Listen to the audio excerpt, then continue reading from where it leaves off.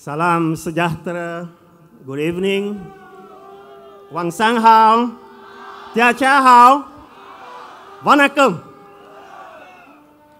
Allow me to speak in Malay first, and then subsequently I will speak in English. Saudara-saudari sekalian, tuan-tuan dan puan-puan, pengundi-pengundi Punggol East, Assalamualaikum warahmatullahi wabarakatuh. Setiap satu dekad atau tiap-tiap 10 tahun, pemerintah akan menambahkan bilangan penduduk sebanyak 1 juta. Adakah ini satu kebetulan? Pada tahun 1990, bilangan keseluruhan penduduk merentasi 3 juta. Penduduk asing membentuk sebanyak 10%. Pada tahun 2000, dengan kadar kelahiran yang rendah, ia mencecah lebih 4 juta. Rakyat asing meningkat kepada 19%. 2010, penduduk merentasi 5 juta. Angka penduduk asing sebanyak 26%. Sekiranya Singapura terus dibanjiri warga asing yang didokongi oleh dasar yang sama oleh pemerintah, kita dapat menjangkakan kadar keseluruhan penduduk berada pada paras 6 juta pada 2020 dan mencecah 7 juta pada tahun 2030. Persoalan yang harus kita tanyakan, apa kesan tambahan penduduk kepada kehidupan di Singapura? Kita sering diingatkan bahawa Singapura adalah a little red dot, sebuah negara yang kecil dengan sumber tanah yang terhad.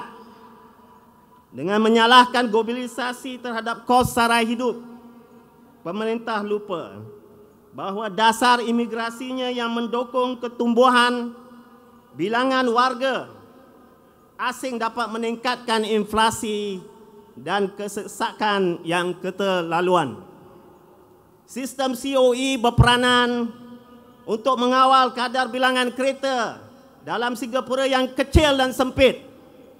Namun apabila kuota COE diperkecilkan dalam suasana kadar penduduk yang meledak banyaknya, terutama dengan kedatangan ramai warga asing yang berada dan kaya, harga COE boleh melambung tanpa terkawal.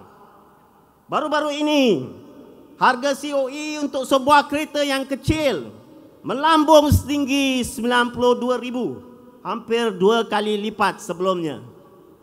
Walaupun pemerintah memaklumkan bahawa 110,000 flat HDB akan dibina dalam masa 4 tahun dan berusaha untuk mengawal harga pasaran perumahan, namun penduduk yang semakin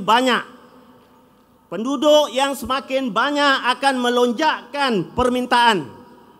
Akibatnya, adakah masa menunggu semakin lama dan harga perumahan akan menjadi di luar kemampuan rakyat.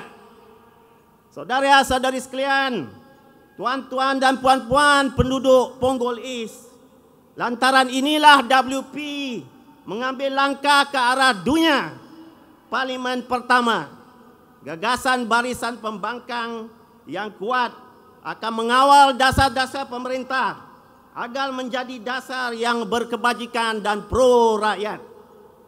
Pada 16 Januari 2013, marilah bersama-sama kami undilah WP, undilah calon mesra rakyat, undilah Cik Lee Li Lian.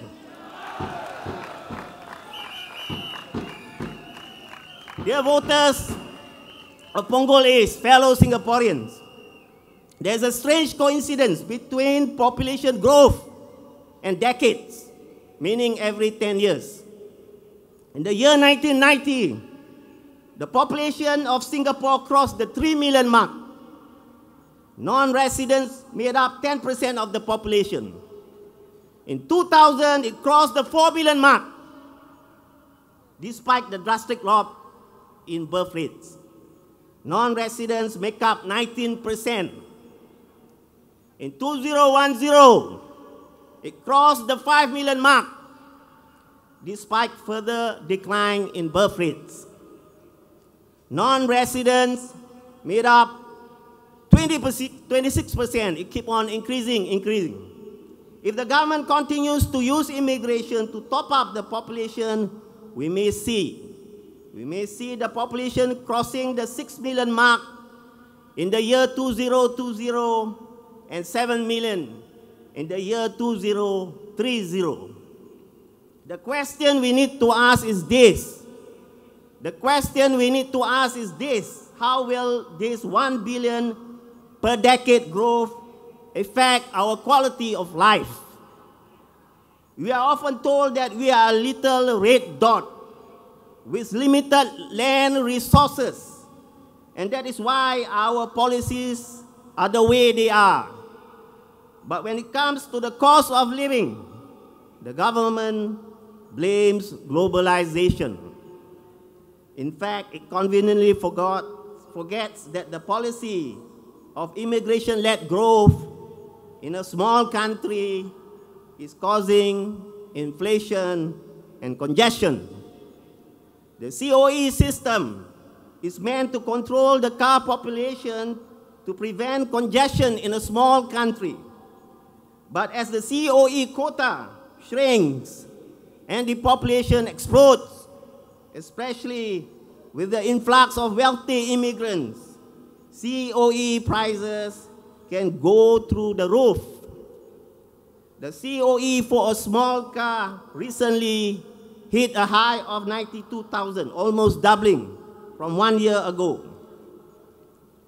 The BTO system is meant to prevent too many excess HDB flats from being built in land-scarce Singapore.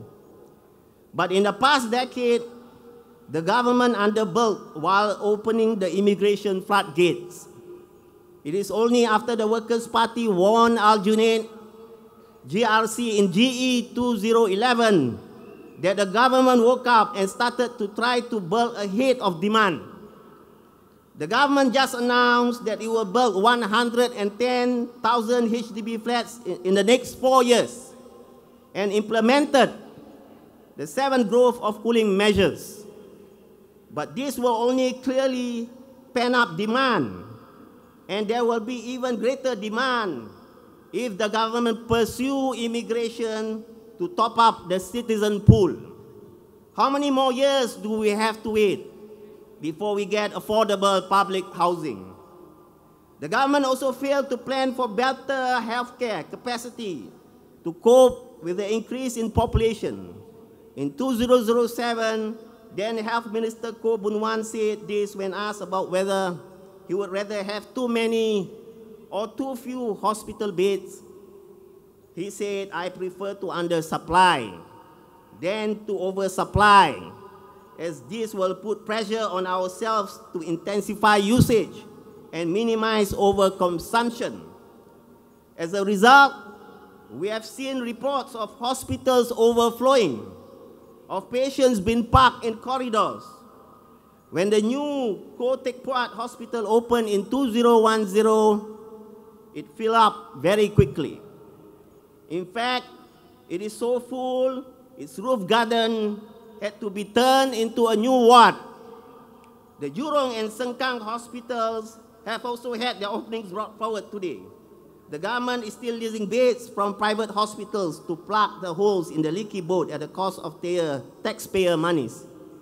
How can the PAP think that it is legitimate excuse to say they were caught off guard by the increase in population, when it is the government themselves who have control over immigration and our population numbers?